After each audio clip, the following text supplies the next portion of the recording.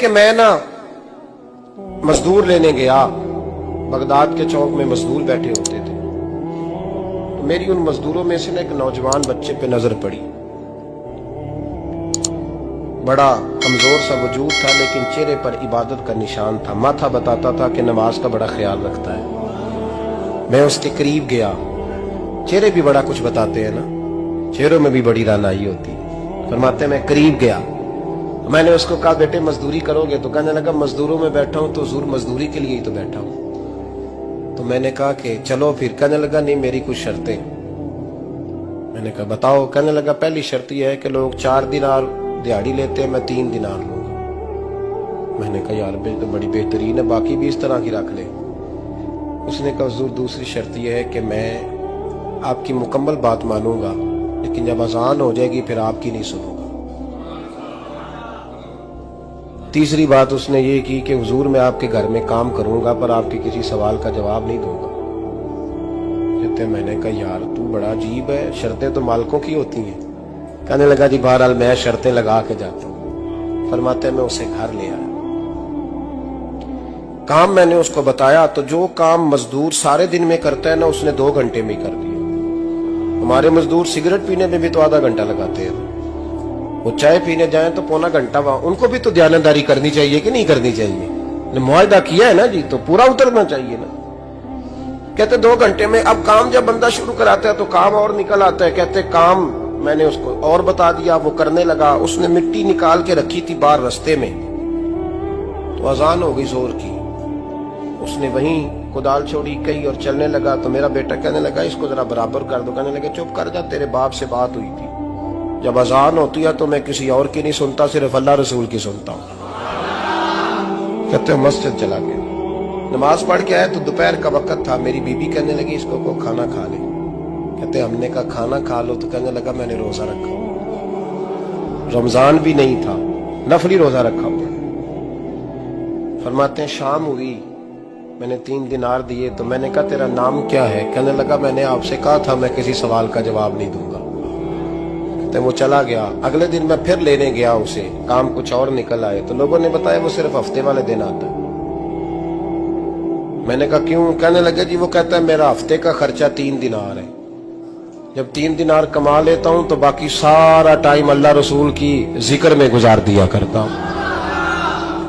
فرماتے ہیں جی اگلے ہفتے میں پھر لینے گیا، میں نے پورا ہفتہ انتظار کیا کہ کام اسی سے کرانا ہے۔ میں جب گیا تو میں نے کہا چلو، کہنے لگا میری شرطیں یاد ہے نا؟ اور میں نے کہا یاد ہے بھائی ساتھ چل۔ فرماتے ہیں کام کرایا، 2-3 ہفتے وہ آتا رہا۔ ایک ہفتے میں گیا تو لوگوں نے کہا حضور آج نہیں آیا، کیوں؟ کہنے لگے بیمار ہو گئے۔ کہاں گھر ہے؟ کہنے لگے بغداد کے قبرستان کے پیچھے جو کچی آبادی ہے اس میں رہتا ہے۔ فرماتے میں گیا، دروازے پہ دستک دی تو کہنے لگا حضور آپ ہیں؟ دروازہ کھولا ہے، آ جائیے۔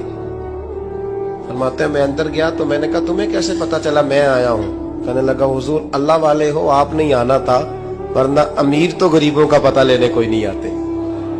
کہتے میں قریب گیا تو کہنے لگا میں آپ کا انتظار کر رہا تھا، تیز بخار ہے، تپ رہا۔ جیب سے کچھ پیسے نکالے، کہنے لگا یہ پیسے رکھ لیں۔ ایک انگوٹھی نکالی، کہنے لگا حضور آج رات کو میرا انتقال ہو جائے گا، ان پیسوں کا کفن خرید کے صبح جنازہ پڑھ کے مجھے دفن کر دینا، اور جب دفن کرو تو یہ انگوٹھی لے کے عصر کے بعد ہارون رشید کے پاس جانا، آپ اسے کہنا میں نے ملنا ہے پر وہ آپ کو ٹائم نہیں دے گا، آپ اس کو آواز دیجئے گا کہ تیری ایک امانت ہے میرے پاس، پھر وہ آپ سے ملے گا تو انگوٹھی دے دیں، پھر آپ میری طرف سے فارغ ہیں۔ حضرت فرمانے لگے تیرا نام؟ اور کہنے لگا حضور وقت تھوڑا ہے، آج رات میں نے جانا ہے، بڑی لمبی معافی مانگنی ہے رب کریم سے، اگر مناسب سمجھے تو مجھے اپنے رب سے تنہائی کر دیں۔ فرماتے ہیں میں آ گیا پر اس کی باتوں نے مجھے ساری رات سونے نہیں دیا۔ فرماتے ہیں صبح بڑی مشکل سے سورج نکلا، میں گیا دروازے پہ ہاتھ رکھا تو دروازہ کھلا ہوا تھا، اندر داخل ہوا تو خوشبوئیں میرا استقبال کر رہی تھی، جب چہرے سے کپڑا ہٹایا تو اس کا تو انتقال ہو چکا، ایسے جیسے کسی کا دیدار کر کے سویا۔ कहते मैं तो 2 आदमी ले गया था जनाजे पे, पर पता नहीं दुनिया किधर किधर से आई, कहां कहां से। अखा जदों मीटियां जमाना मैनू रोवेगा, अपना ते अपना बेगाना मैनू रोवेगा। फरमाते हैं मैं तो 2 बंदे ले गया था, पर पता नहीं मखलूक कहां कहां से आई। जनाजा पड़ा, दफन किया। हारून रशीद के पास में असर के बाद गया, मैंने बुलाना चाहा पर बादशाह था, मेरी तरफ देखा ही नहीं। मैंने उसको कहा तेरी एक अमानत मेरे पास है। फरमाते हैं मुझे कोने पे ले गया, क्या बात है, कमरे में बुलाया, मैंने अंगूठी दी। हारून रशीद तो चीखे मारने लगा, कहने लगा अंगूठी वाला कहाँ है। मैंने कहा वो तो इंतकाल कर गया। कहने लगा मुझे कब्र पे ले चल। कहते मैं कब्र पे लाया तो वो लेट गया, तड़प के रोने लगा। मैंने कहा मेरा कलेजा फट जाएगा, ना उसने कुछ बताया ना तूने बताया, ये कौन था। तो हारून रशीद कहने लगा ये मेरा बेटा था। मैंने कहा तेरा बेटा और मजदूर। कहने लगा हुजूर ये हजरत दाऊद ताई के पास बैठा करता था, उनका मुरीद था, मुझे रोज कहता था अब्बा तूने बड़ी दुनिया इकट्ठी कर ली है, मरते वक्त तुझसे टांगे समेटी नहीं जाएंगी, इतना हिसाब नहीं तू दे सकेगा। मैं इसको समझा देता, इसकी अम्मा समझा देती।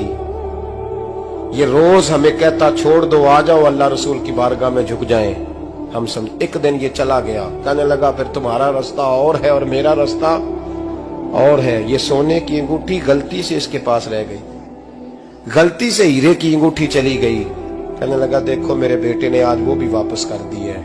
फिर तड़प के कहने लगा हारून रशीद था तो ये मेरा बेटा, पर मेरा मुर्शद निकला, मेरा पीर निकला। भाई जिंदगी तो बड़ी थोड़ी है ना।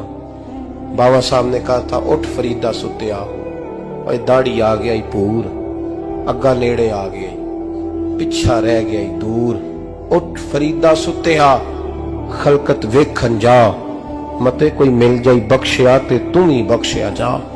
उठ फरीदा सुत्या झाड़ू दे मसीत, तू सुते रब जागदा, तेरी डाडे नाल परीत, मेरा रब हमें भी अपनी बारगाह में कबूल फरमाए। एक बात और बड़ी जरूरी है, बड़ी जरूरी है, और मेरा दिल करता है ये तकरीर रोज की जाए।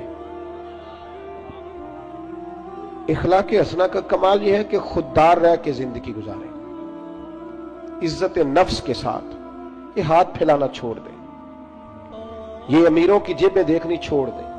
आप यकीन करें कभी बड़ी बड़ी तकलीफ होती है। एक इज्तिमा में, एक प्रोग्राम में मैं गया तो वहां कारी साहब ने एक साहब का एमपीए साहब को बुलाया हुआ था, तो खाने की मेज पे बैठे तो वो उलमा को नसीहतें कर रहे थे, आप लोग ये जुमा पढ़ाया करें, आपको पता नहीं है लोग कहां चले गए, आप लोगों को लड़ाए नहीं। तो मैं इसलिए खामोश रहा कि अब इन्होंने फंड भी दिया होगा, उलमा बेचारों की मजबूरी होती है, जेब से कहां खर्च हो सकता है, इतने पैसे नहीं होते। तो किसी जगह से अब वो नसीहतें करने लग गया, आप लोग इनको जमा करें। क्यों भला? इसलिए कि अगर खुददारी हो ना थोड़े पे गुजारे का, तो फिर इन जैसे लोगों की जरूरत नहीं पड़ती। ये जब इनसे कोई थोड़ा सा आप तवक्को रखते हैं, फिर ये जुल्म करते हैं। थोड़ी देर के बाद फिर कहने लगा जी मैं आपको मजमून देता हूं अगले जुमे का, आपने अगले जुमे ये तकरीर करनी है। तो फिर मेरी भी कई दफा मजबूरी है, कुछ रगें ऐसी हैं जो नहीं सांस लेने देती। वो रजा के नेजे की मार है कि अदूब के सीने में गार है, फिर किसे चारा जो ही कबार है कि ये वार वार से पार है। तो कई दफा मजबूरी होती है ना, इट सिट ते पखड़ा कुआर गंदल असी और भी बूटियां जानने। तो वो मतलब उसने समझा कि सारे ऐसे। तो कहने लगा जी फिर बोले आप वादा करते हैं। मैं क्या चौधरी साहब की कम कर दे हो? कहता भांडे बनाने। मैं क्यों ही बनाया करो ध्यान नाल, ये उलमा के मामलात में मुदाखलत बंद कर दे। आपको क्या पता क्या मौजू बयान करना है, आप उलमा को मशवरा देंगे, जय काम करें अपना। कभी किसी ने उठ के पायलट को मशवरा दिया कि जहाज सही चला, उसके पास ट्रेनिंग है, वो मर्जी करेगा, जिस तरह का उसका दिल करेगा वो चलाएगा। कभी किसी ने बस के ड्राइवर को उठ के मशवरा दिया कि ये वाला गियर लगा, गाड़ी ये गियर मांग रही है। आप खुदा का खौफ करें, ये 8 साल मदरसे में पढ़ा है, इसको पता है इसने कैसे करके दीन चलाना है। और उलमा ने अल्हम्दुलिल्लाह उलमा ये जितनी आपको कहते नहीं मौलवियों ने क्या किया है, तो मैंने कहा मस्जिदें कम होती है, कुरान सुनाने वाले ज्यादा होते हैं। ये उलमा की मेहनत है अल्लाह के फजल से। हर मस्जिद में अजानें होती है, जुमे का खुतबा होता है, ये उलमा की मेहनत। और फिर मैंने उनसे किबला से भी अर्ज की, मैंने कहा छोड़ दे आप हमें बुलाएं, मस्जिद वाला स्पीकर चलाएं। अब कोई बंदोबस्त ना करें, अब मस्जिद की चटाइयां बिछाएं। हमको मोहताज है कि हमें बहुत ज्यादा बंदोबस्त होगा तो नोट गिरेंगे तो तब भी तकरीर होगी ये रसूलुल्लाह का दीन है। अगर कुफारे मक्का के मजमे में खड़े होके अकेले जनाब अबू बकर सिद्दीक मुस्तफा की शानें बयान कर सकते हैं तो हम भी हर जगह खड़े होकर बयान कर सकते हैं। कोई ऐसा मुश्किल काम नहीं है।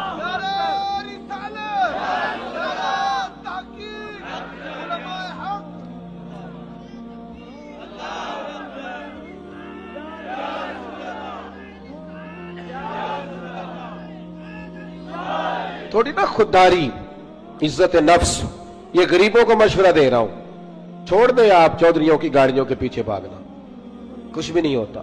आप छोड़ दें इनकी परवाह करनी। आप एक एक बच्चे को खुद खर्च उठाएं। आप खुद देखें हमने कैसे इनको लेकर के आगे जाना। खुददारी से जिए, इज्जत नफ्स। एक बात मुझे बताओ, जिसने हराम का माल कमाया है और रोजाना छोटे गोश्त से रोटी खाता है वो ज्यादा अच्छा है या जो हलाल खाता है पर अचार से खाता है वो ज्यादा अच्छा है? आप अजीब बात करते हैं मियाँ। मेरे अब्बा जी से एक दफा मैंने पूछा, अब्बा जी आपको पसंद क्या है? कहने लगे जो पुत्र भुख लगी होवे तो यार शाही पसंद होंगी है, तो न लगी होवे तो नखरे ही होंगे ने, और दोपहर को भूख लगी हो तो अचार बड़ा चस्का देता है, कभी खा के देखें। शर्त यह है कि भूख लगी हो। चटनी की जो लज्जत होती है वो और होती कोई नहीं। आप मेहरबानी करें, गुड़ से भी रोटी गुजर जाती है। मैंने अल्हम्दुलिल्लाह खुद प्याज से खाना खाया। मैं दोपहर को घर आया स्कूल से तो अम्मा जी से पूछा, अम्मा जी रोटी है? कहने पुत्र कोई नहीं। तो मैंने कहा मैंने खाना खाना है। तो अम्मा कहने लगी बेटे दो ही हाल है, या तो मैं किसी से कर्ज लूं और तुम्हारे लिए 2 टाइम सालन पकाया करूं, और या फिर तुम सियाने हो जाओ।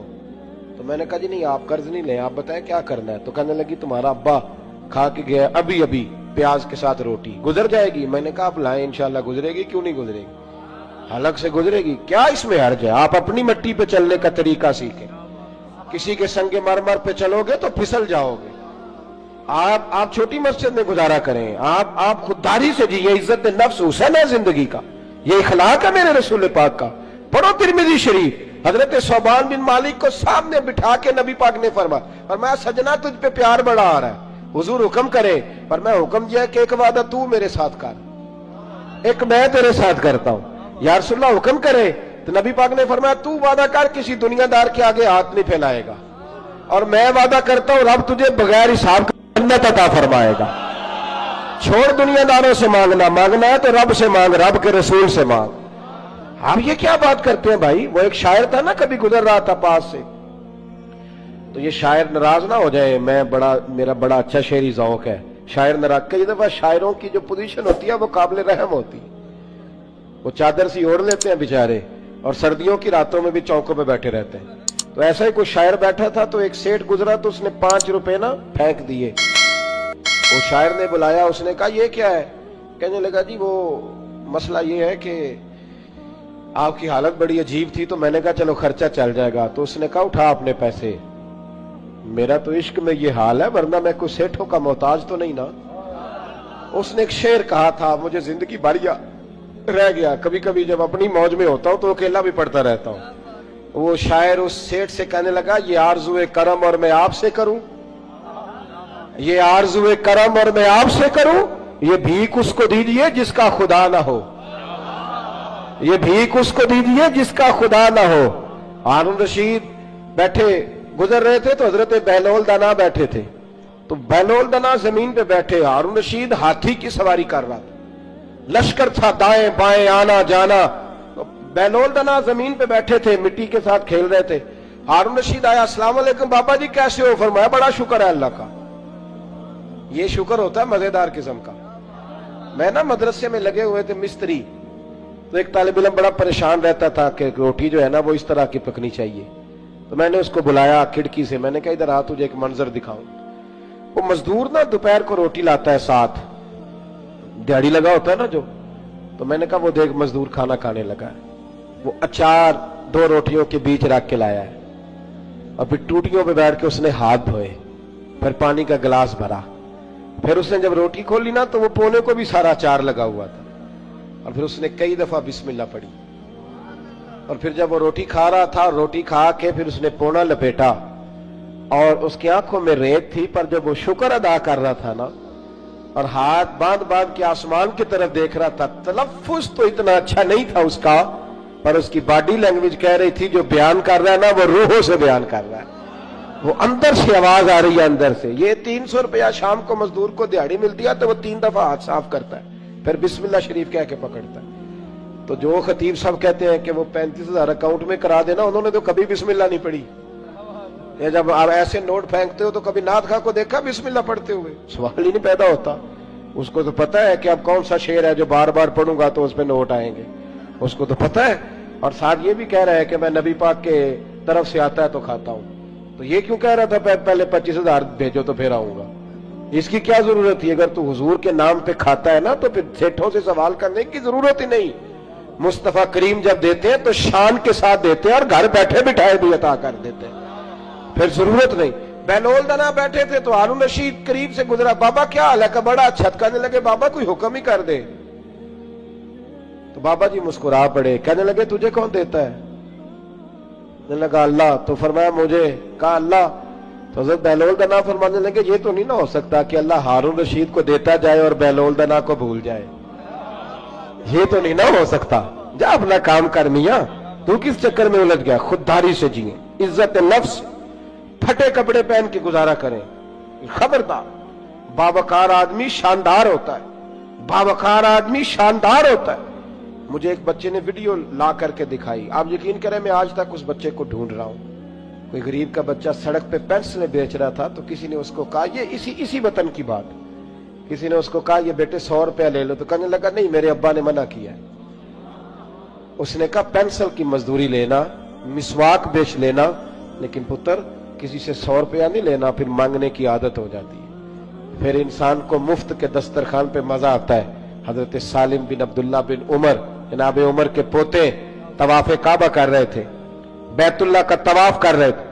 طواف کرتے کرتے خانہ کعبہ کے دروازے کے سامنے مقام ملتزم کے پاس کھڑے ہوئے تو خلیفہ عبد الملک بن مروان آ گیا. السلام علیکم کے بعد کہنے لگا حضور میں گورنر ہوں مکے کا، کوئی حکم ہو تو بتائیے گا.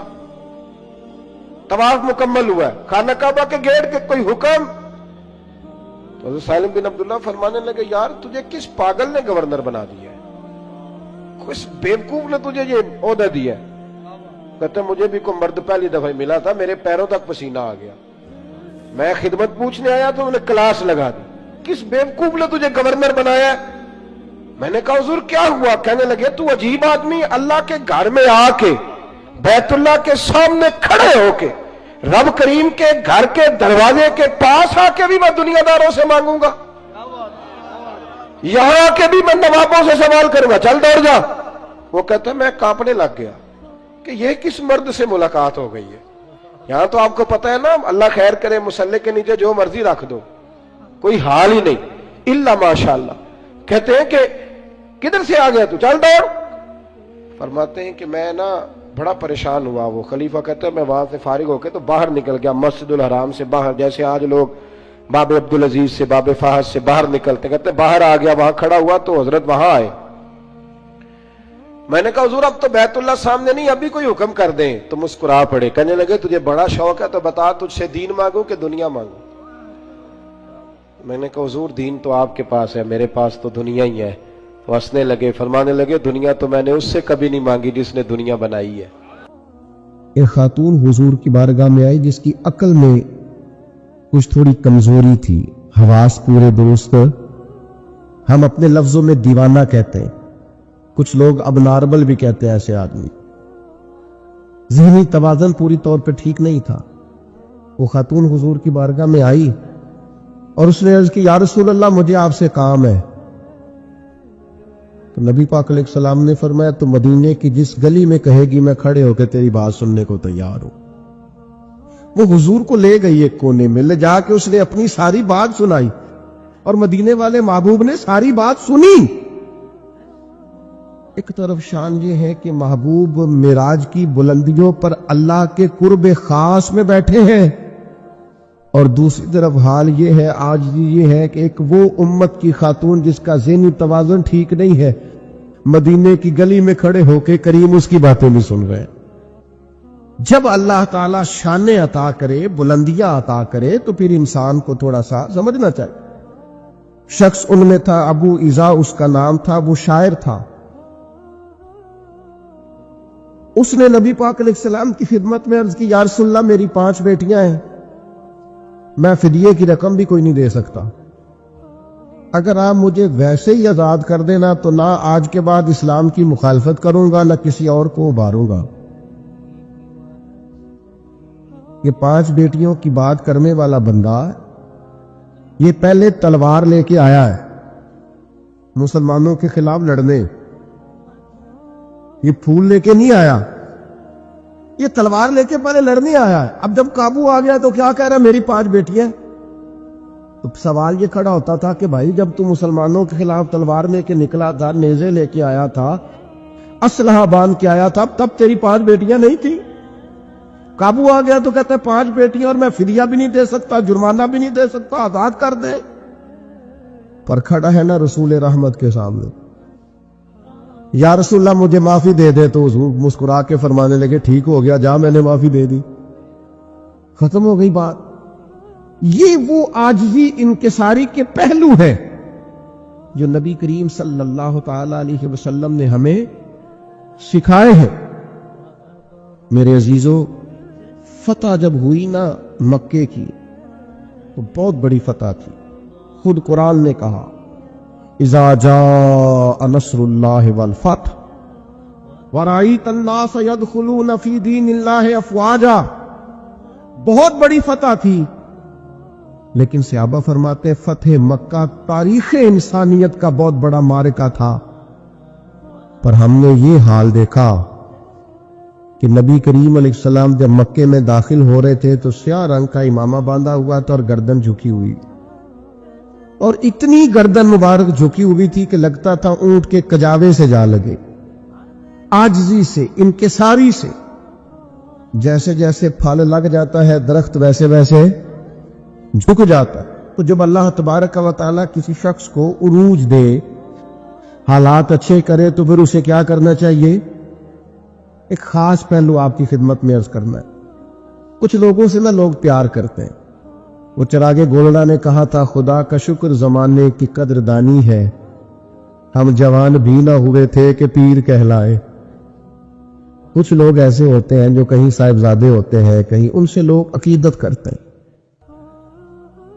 خدا کا شکر زمانے کی قدردانی. جو پیر ہے نا، یہ فارسی کا لفظ ہے، پیر بوڑھے کو کہتے ہیں. اصل میں ہمارے عرف میں پیر رہنما کو کہتے ہیں، لیکن پیر بیسیکلی بوڑھے آدمی کو کہتے ہیں. تو پیر نصیر الدین کہتے ہیں کہ خدا کا شکر زمانے کی قدردانی، ہم جوان بھی نہ ہوئے تھے کہ پیر کہلائے. ایسا ہوتا ہے کئی دفعہ. یہ جو عقیدتیں ہوتی ہیں نا، جن لوگوں سے لوگ عقیدت رکھتے ہیں، ان کا عاجزی والا ہونا بھی بڑا ضروری ہے.